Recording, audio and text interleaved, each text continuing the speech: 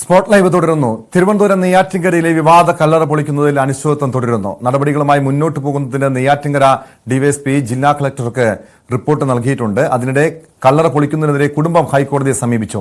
കോടതി വിധി വന്നതിന് ശേഷം തുടർ നടപടി മതിയെന്ന നിലപാടിലാണ് ജില്ലാ ഭരണകൂടം. ഗോവിൻ സ്വാമിയുടെ കല്ലറയിൽ ഇപ്പോഴും പോലീസ് സുരക്ഷ തുടരുകയാണ്. വിശദാംശങ്ങളുമായി തിരുവനന്തപുരത്ത് നിന്ന് ഡാൻ കുര്യൻ ചേരുന്നു.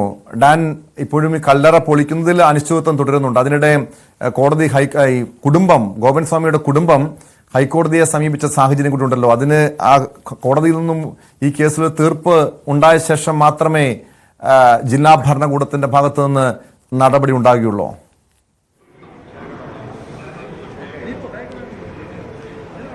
ടോം, നമുക്ക് ഇപ്പോൾ അവിടെ നിന്ന് ലഭിക്കുന്ന സൂചനകൾ അനുസരിച്ച് ഈ കുടുംബം ഇതുവരെ കോടതിയെ സമീപിച്ചിട്ടില്ല എന്നാണ് മനസ്സിലാക്കാൻ കഴിയുന്നത്. അങ്ങനെയാണെങ്കിൽ കോടതിയെ സമീപിക്കുന്നതിന് വേണ്ടി കാത്തിരിക്കാതെ തുടർ നടപടികളുമായി മുമ്പോട്ട് പോവുകയെന്നൊരു തീരുമാനത്തിലേക്ക് ഒരുപക്ഷെ ജില്ലാ ഭരണകൂടം എത്തിയേക്കും. പക്ഷേ അവിടുത്തെ കഴിഞ്ഞ ദിവസങ്ങളിലൊക്കെ ഉണ്ടായ പ്രതിഷേധങ്ങൾ നമുക്കറിയാം. അതുകൊണ്ട് പെട്ടെന്ന് അങ്ങനെ ഒരു നടപടിയിലേക്ക് കടക്കാതെ കുടുംബത്തെ കാര്യങ്ങൾ ഇതിനോടകം തന്നെ സബ് കളക്ടർ നേതൃത്വത്തിലുള്ള സംഘം പറഞ്ഞ് ബോധ്യപ്പെടുത്തിയിട്ടുണ്ട്. അതിനുശേഷം ജില്ലാ കളക്ടറും നെയ്യാറ്റിൻകര ഡിവൈഎസ്പിയുമായി ഈ കാര്യങ്ങളിൽ ഒരു ആശയവിനിമയം നടക്കും.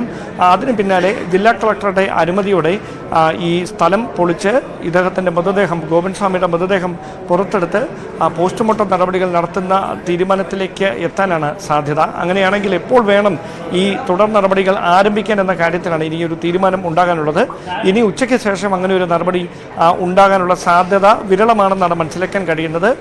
പോലീസ് ഇതുമായി ബന്ധപ്പെട്ട റിപ്പോർട്ട് ജില്ലാ കളക്ടർക്ക് കൈമാറിയിട്ടുണ്ട്. ജില്ലാ കളക്ടർ മറ്റ് തടസ്സങ്ങളൊന്നുമില്ല എങ്കിൽ കോടതിയെ സമീപിക്കാൻ കുടുംബം ഇനിയും തയ്യാറാകാത്ത ഒരു സാഹചര്യത്തിൽ, ഇതുവരെ കോടതിയിൽ പോകാത്ത സാഹചര്യത്തിൽ ഇനി വൈകിപ്പിക്കാതെ തന്നെ അതിൻ്റെ തുടർ നടപടികളിലേക്ക് കടക്കുക എന്നൊരു തീരുമാനത്തിലേക്ക് ഒരുപക്ഷെ എത്തിയേക്കാം. അങ്ങനെയാണെങ്കിൽ അത് എപ്പോൾ വേണമെന്ന കാര്യത്തിൽ ഇന്നൊരു ധാരണ ഉണ്ടായേക്കും. എന്തായാലും സ്ഥലത്തിപ്പോഴും വലിയ പോലീസ് സുരക്ഷ തുടരുകയാണ്.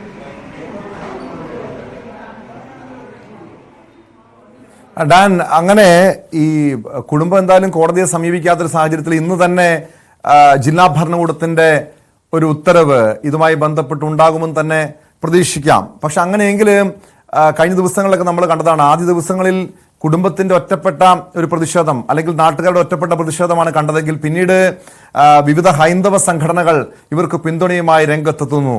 അങ്ങനെ ഒരു വലിയ ക്രമസമാധാന പ്രശ്നത്തിലേക്ക് കാര്യങ്ങൾ നീങ്ങുമോ, അതോ അതിനെ ഈ പ്രതിഷേധങ്ങളൊക്കെ അവഗണിച്ചുകൊണ്ട് നടപടിയിലേക്ക് കടക്കുമോ?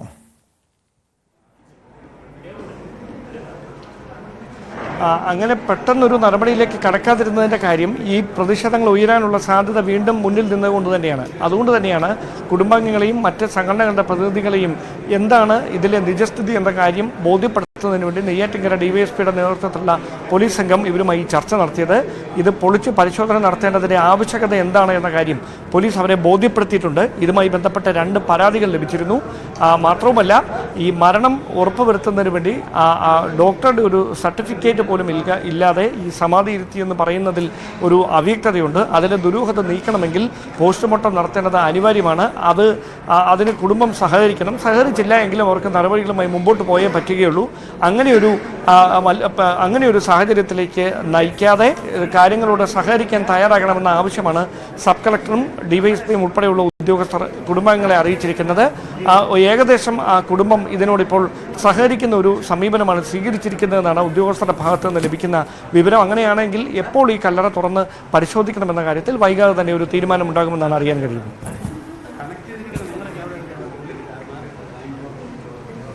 വ്യക്തമാണ്. തിരുവനന്തപുരത്ത് നിന്ന് ഡാൻ കുര്യനാണ് വിവരങ്ങൾ നൽകിയത്. തിരുവനന്തപുരം നെയ്യാറ്റിൻകരയിൽ വിവാദ കല്ലറ പൊളിക്കുന്നതിൽ അനിശ്ചിതത്വം തുടരുന്നുണ്ട്. ഇന്നൊരു പക്ഷേ ജില്ലാ ഭരണകൂടത്തിന്റെ ഭാഗത്തു നിന്നും ഇത് സംബന്ധിച്ച് ഉത്തരവ് ഉണ്ടായേക്കും.